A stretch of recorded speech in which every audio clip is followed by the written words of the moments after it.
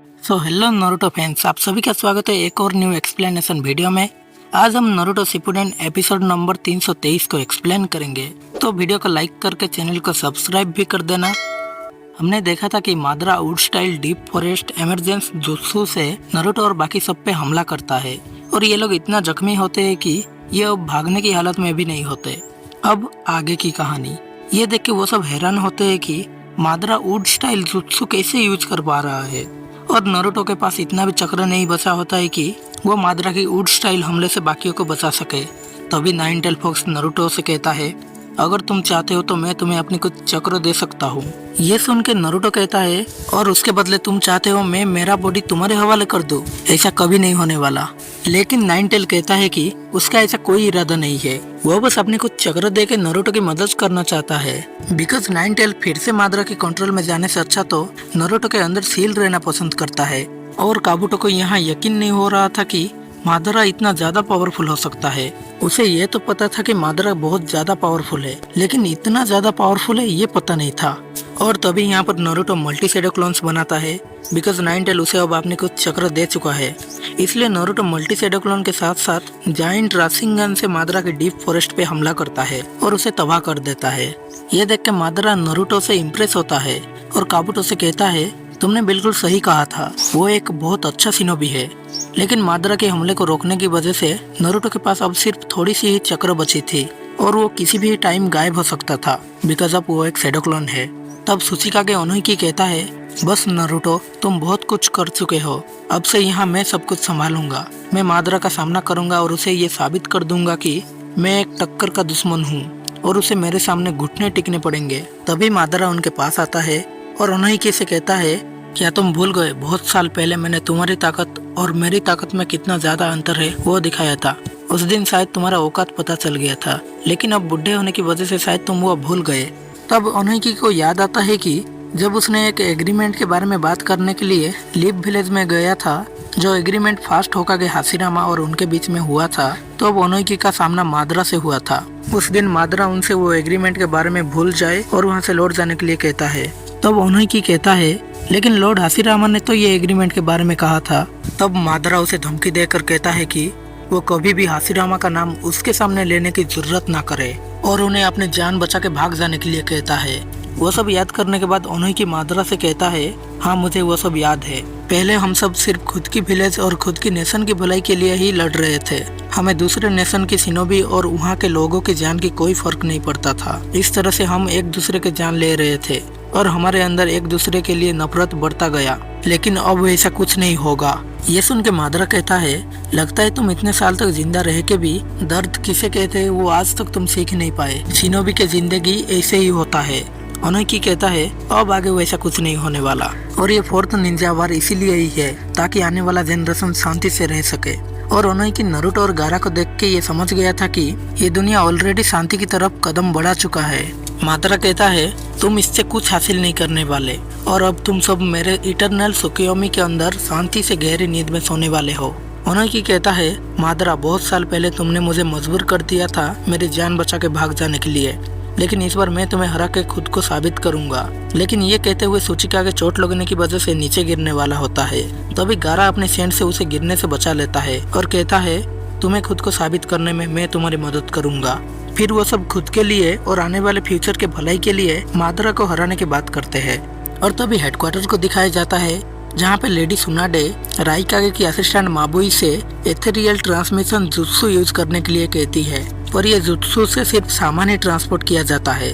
अगर किसी इंसान को ट्रांसपोर्ट करने की कोशिश करेंगे तो उस जुत्सु की स्पीड और प्रेशर की वजह से वो इंसान वहीं पे मर जाएगा। इसलिए माबुई लेडी सुनाडे से कहती है, वो जुत्सु आपके लिए सही नहीं है। सिर्फ थर्ड राइकागे ही उस जुत्सु के प्रेशर को संभाल सकते थे और थर्ड राइकागे की बेटे होने की वजह से शायद फोर्थ राइकागे भी उस जुत्सु के प्रेशर को संभाल पाएंगे, लेकिन उस जुत्सु की वजह से शायद आपकी जान भी जा सकती है। लेकिन लेडी सुनाडे उसकी बात नहीं मानती है और उसे इथेरियल ट्रांसमिशन जुत्सु की तैयारी करके उन्हें मादरा जिस जगह पे है वहाँ भेजने के लिए कहती है। और राइकागे भी लेडी सुनाडे की बात से सहमत होता है। वो माबुई से उस जुत्सु की तैयारी करने के लिए कहता है और ये लोग भी अब क्या कर सकते हैं, इन्हें अपने कमांडर की बात माननी ही पड़ता है। फिर वो इथेरियल ट्रांसमिशन जुत्सु से उन दोनों को भेजने की तैयारी करते हैं और उस जुत्सु की हाई लेवल प्रेशर से बचने के लिए लेडी सुनाडे अपनी रीजनरेटिव जुत्सु यूज करता है।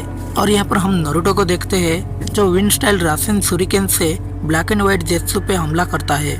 नारुतो वो रासेन शुरिकेन उसके ऊपर फेंकता है और जेत्सु उसे डॉज कर लेता है, लेकिन तभी चोजुरो अपनी स्वॉर्ड से चक्र के साथ हमला करता है और जेत्सु को बीच में से काट देता है। इसके बाद भी जेत्सु मरता तो नहीं है, लेकिन अब वो हिलने की हालत में भी नहीं होता। तभी शिकाकू इनोइची की मदद से गेनमा के साथ कांटेक्ट करता है और उसे कहता है रियल मादरा रीएनिमेशन होके आ चुका है। ये सुन के गेनमा चौंक जाता है। शिकाकू कहता है अभी ऐसे हैरान होने का बिल्कुल भी टाइम नहीं है, मैं तुम्हें जैसा कहता हूँ तुम्हें वैसा ही करना होगा। और शिकाकू गेनमा को क्या करना होगा समझा देता है। फिर गेनमा के साथ दो शिनोबी मिलके मिजुकागे को लेडी सुनाडे और राइकागे जिस जगह पे गए हैं वहाँ ट्रांसपोर्ट करने की तैयारी करते हैं। मिजुकागे उनसे पूछता है क्या ये वही जुत्सु है जो फोर्थ होकागे यूज करते थे, जिससे वो डायमेंशन के थ्रू ट्रैवल करते थे। तब वो कहते हैं हाँ, ये फोर्थ होकागे का ही फ्लाइंग राइजिंग जुत्सु है। जब फोर्थ होकागे जिंदा थे तब ये लोग उनके पर्सनल गाइड के रूप में असाइन हुए थे और तब फोर्थ होकागे ने इन्हें फ्लाइंग राइजिंग जुत्सु यूज करना सिखाया था। बट ये तीन लोग मिलके बड़ी मुश्किल से फ्लाइंग राइजिंग जुत्सु यूज कर पाते हैं, जबकि फोर्थ होकागे मिनाटो इसे अकेले यूज कर पाते थे और वो भी बड़ी आराम से। और यहाँ पर जब मादरा और सेकंड सुचिकागे उन सब पर हमला करते हैं तब सुनाडे और राइकागे आके उन दोनों को एक साथ किक मारते हैं, जिसकी वजह से मादरा और सेकंड सुचिकागे दूर जाके गिरते हैं। राइकागे और सुनाडे को देख के नारुतो और बाकी सब हैरान होते हैं। इथेरियल ट्रांसमिशन जुत्सु की वजह से सुनाडे को बहुत चोट आई होती है, लेकिन सुनाडे रीजनरेटिव जुत्सु यूज करके खुद को हील कर लेती है। तभी वहाँ पे मिजुकागे भी पहुँच जाती है और अब मादरा के खिलाफ 5 कागे एक साथ लड़ने के लिए तैयार होते हैं। मादरा इस बात से खुश होता है कि उसका जुत्सु ट्राई करने के लिए ये सही जगह है। लेडी सुनाडे आके गारा और सुचिकागे को हील कर रही होती है और तब तक राइकागे और मिजुकागे मादरा से लड़के सुनाडे को उन्हें हील करने के लिए टाइम दे रहे होते हैं। मिजुकागे लावा स्टाइल लावा मॉन्स्टर जुत्सु से हमला करता है। तभी मादरा वहाँ से दूर हट जाता है। वहाँ पे जो पेड़ होते हैं वो लावा मॉन्स्टर जुत्सु की वजह से सड़ने लगता है। मादरा सोचता है अगर वो जुत्सु मुझे लग गया तो बहुत बुरा हो सकता है, और मादरा इस टाइप की जुत्सु को अपने रिनेगान से ऑब्जर्व भी नहीं कर सकता था। तभी राइकागे बहुत स्पीड से आता है और मादरा को एक जोरदार पंच मारता है, जिसकी वजह से मादरा मिजुकागे की लावा स्टाइल में जाके गिरता है और मादरा सही टाइम पे सुसानो एक्टिवेट करके बच जाता है। Raikage lateral bolt of punch of jutsu से मादरा की सुसानो पे हमला करता है। फिर मिजुकागे और भी ज्यादा लावा मॉन्स्टर जुत्सु इस्तेमाल करता है। मादरा और उसकी सुसानो उस लावा स्टाइल के अंदर होते हैं और वहाँ पे जो बाकी शिनोबी खड़े होते हैं वो कहते हैं मादरा को कुछ नहीं हुआ होगा, जो इतना ज्यादा तबाही फैला सकता है वो इतनी जल्दी मरने वालों में से नहीं है। फिर ये चारों मिलके सेकंड सुचिका के मुंह से लड़ने के लिए जाते हैं और फिर नारुतो को देखते हैं जो कहता है ग्रैंड माँ सुनाडे, आपको पता है ना, आप जब भी ये रीजनरेटिव जुत्सु यूज करती हो तो तुम बूढ़ी और कमजोर हो जाती हो। लेडी सुनाडे कहती है ये पेन के साथ लड़ाई करने की टाइम से काफी अलग है, इस बार ये जुत्सु से मुझे कुछ भी नहीं होगा और अब मेरे पास बहुत ज्यादा चक्र बाकी है। ये सुन के नारुतो कहता है तो फिर मुझे भी थोड़ा हील कर दो, मैं भले ही एक शैडो क्लोन हूँ पर मैं तुम सब के साथ मिलकर मादरा से लड़ना चाहता हूँ। लेकिन लेडी सुनाडे मना कर देती है और वो लोग नारुतो को समझाते हैं कि अब ये लड़ाई सिर्फ नारुतो और किलर बी को बचाने के लिए नहीं है, ये लड़ाई अब एक दूसरे को बचाने के लिए है, सभी शिनोबी को बचाने के लिए। तभी मादरा बाहर निकलता है और उन सब पर हमला करता है, पर गारा और सुचिकागे स्टोन गोलेम और सैंड सील को कंबाइन करके उस हमले को डॉज कर लेते हैं। ये देख के मादरा उनसे इम्प्रेस होता है। तभी गारा मादरा पे हमला करने जाता है और अपनी सैंड से मादरा को सील करने की कोशिश करता है, लेकिन मादरा उस सैंड सील को तबाह कर देता है। और जब तक गारा मादरा से फाइट कर रहा था तब तक सुचिकागे उन्हें की बाकी सबको मादरा से लड़ने का प्लान बता चुका था। फिर मिजुका के प्लान के हिसाब से water style hidden mist jutsu use करता है और इससे ये लोग मादरा के सारिंगान और रिनेगान की पावर को कमजोर बनाना चाहते थे। तभी उनके सामने सेकंड सुचिकागे मुंह आ जाता है और सुचिकागे उन्हीं की राइकागे की पीठ पे चढ़ जाता है और वो दोनों इतने स्पीड से जाते हैं कि उन्हें देखना भी मुश्किल हो जाता है, जैसे कि वो लोग तो गायब ही हो गए। काबूटो समझ जाता है कि सुचिकागे राइकागे की वजन कम कर दिया है और इसकी वजह से राइकागे की स्पीड भी बढ़ चुका है। लेकिन काबुटो को उस बात से ज्यादा फर्क नहीं पड़ता, क्योंकि उसे पता होता है कि वजन कम करने की वजह से राइकागे की पंच में उतना पावर नहीं होगा।